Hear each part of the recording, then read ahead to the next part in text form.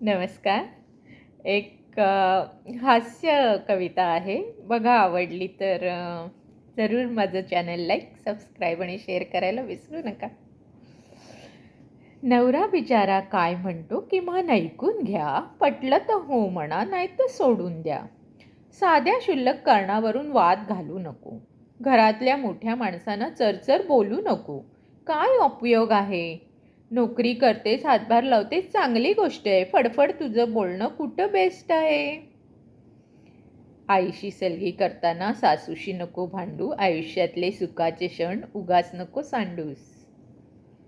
स्वच्छता, टापटीप, घर पॉश असावं याचा अर्थ असा नाही की घरात कुणीच नसावं. थकलेले आई वडील सांग कुठे जातील? आज न उद्या आई बाबा मुलाकडेच येतील.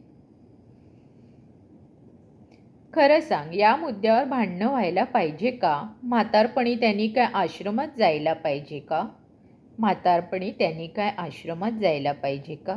अशिक्षित आहेत, साधे आहेत, मान्य आहे मला. याचा अर्थ असा नाही की घालून पाडून बोला. याचा अर्थ असा नाही की घालून पालून बोला. आई वडिलांचं दिसणं नाही असणं महत्त्वाचं असतं. म्हातारी माणसं असतील तर घर शोभून दिसतं. म्हातारी माणसं असतील तर घर शोभून दिसतं. आई वडील घरात असणं हा इंटिरियरचाच भाग आहे. समजू नको, सुरकुतलेला चेहरा हा त्यांचा स्वभावच आहे. खर्च होतो हो देत, आशीर्वाद मिळेल. तू म्हातारी झाल्यावर तुला सारं काही कळेल. शिकली सवरली मुलगी तू, यावरून घटस्फोट व्हावेत. लाखोचं पॅकेज असलं तरी मार्क 0 द्यावेत. तुझ्या आईवडिलांचा मी आदर करतो. पाहतेस तू चालताना त्यांचा हातही धरतो.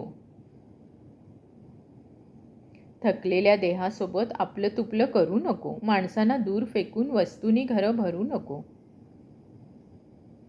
म्हाताऱ्यांना काही नको, फक्त गोड बोला. म्हण ना तू सासूबाई वालाच्या शेंगा सोला. मुलींनो समजून घ्या, नवरा काय म्हणतो. माया प्रेम आपुलकीनेच फ्लॅट स्वर्ग बनवतो. अहंकार आणि राग करून आपलं घरटं मोडू नका.